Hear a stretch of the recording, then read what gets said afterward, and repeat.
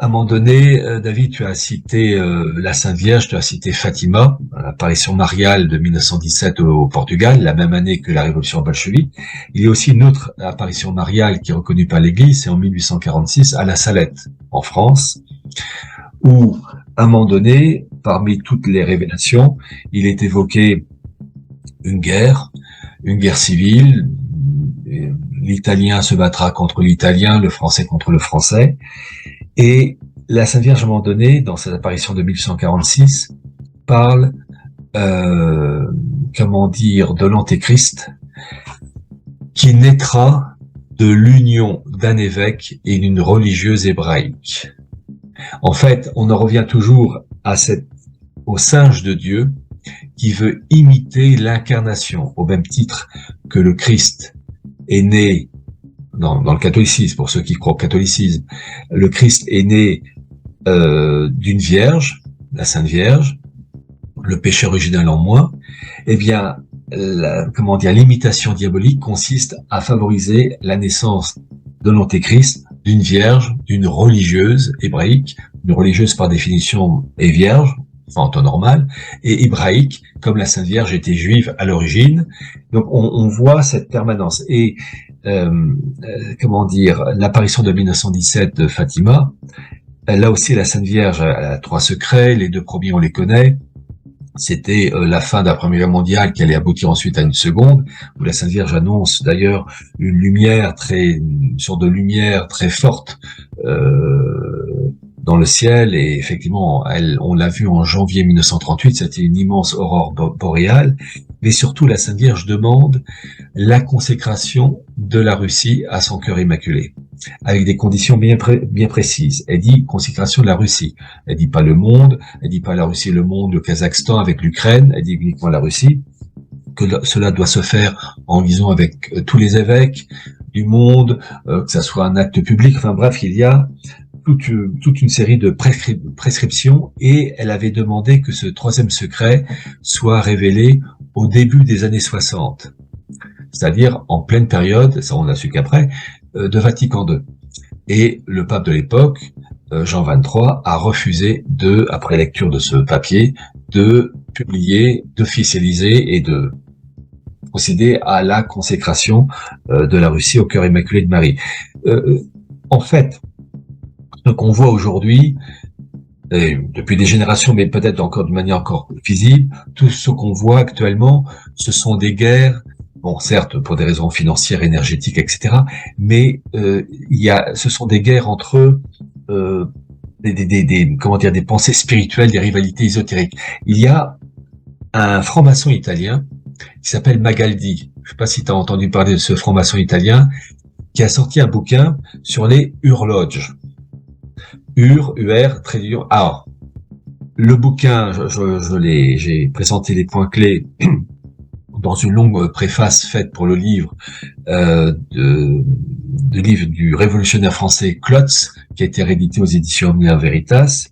Alors, je me méfie terriblement de ces gens-là parce que, bon, déjà tout naturellement parce qu'ils sont francs-maçons, ça c'est la première chose. Mais la deuxième chose, c'est parce que ils peuvent mentir, ils peuvent dire des choses qui n'existent pas, ils peuvent mélanger le vrai et le faux pour induire en erreur. Mais une chose qui est très intéressante, c'est que ils présentent les Urloges, dont les toutes premières sont nées au XIXe siècle. Et en fait, il y a deux branches de Urloges, selon lui, je reprends ses propos, une branche spirituelle, et il donne des noms, comme Vladimir Poutine, et puis une autre branche qui est plutôt laïque, et qu'en fait, il explique que c'est une bagarre entre l'Ouest et l'Est, pour faire court. Et c'est intéressant parce que dans l'esprit du mondialisme, il faut bien préciser ceci, c'est qu'il faut à tout prix effacer la marque de la révélation et revenir à la situation d'avant le Christ, pour reconstruire un monde nouveau, comme le dit une chanson d'un chanteur français que tu connais peut-être, c'est Michel Berger. En fait, son vrai nom c'est Burger, qui était un juif français, qui a fait d'excellentes chansons. Il y a la fameuse chanson Le Paradis Blanc, recommencer là où le monde a commencé comme avant. Et quand on regarde le clip, d'ailleurs il pourrait être mis, on voit une sorte d'échelle de Jacob et puis un homme qui ressemble étrangement à un rabbin qui est dans un sofa. Bon. recommencer là où le monde a commencé. C'est-à-dire qu'il faut effacer la marque de la révélation et recommencer à zéro avant le Christ. Et là, l'expression Urloge est très intéressante parce que Ur, c'est la ville de départ d'Abraham quand il est parti. Et deuxième point, Ur est un préfixe en allemand, vu que les premières loges, les premiers Urloges ont été créés au 19e siècle. Le mot Ur en allemand, Ur, exprime l'idée d'ancienneté. Un exemple, quand on dit histoire en allemand, Geschichte. Si on dit Urgeschichte, préhistoire, grand-père, Großvater, Urgroßvater, arrière-grand-père. Et donc, ces milieux ésotériques ont joué avec ce préfixe Ur pour à la fois exprimer l'idée d'un retour à l'origine, Abraham, pour reconstruire un monde sur de meilleures bases, en évacuant le christianisme, et jouer sur ce préfixe allemand, vu l'importance de la philosophie allemande au XIXe siècle, qui exprime une idée d'ancienneté. Et là, on arrive en 2022 dans une situation où les choses sont sur le point d'aboutir. Je termine par ce petit point. J'ai, dans mon dernier livre, Des origines du mondialisme, publié une photo d'une annexe, je donne l'annexe, c'est annexe 26, non 27, l'annexe 27, où tous ces milieux ésotériques liés au monde de la finance et de l'énergie ont, rédigé un document qui s'appelle la Charte de la Terre, qui est le document, la Magna Carta, pour parachever la gouvernance mondiale. Et quand je dis la Magna Carta, eux-mêmes utilisent deux expressions, les 10 commandements ou bien la Déclaration universelle des droits de l'homme. C'est un texte extrêmement important pour régir la planète selon leurs critères ésotérico-politico-financiers. Eh bien, ce document, rédigé sous l'égide d'un Canadien qui est mort il y a peu de temps, il s'appelait Maurice Strong, et qui était membre du Forum de Davos et ami intime de Klaus Schwab.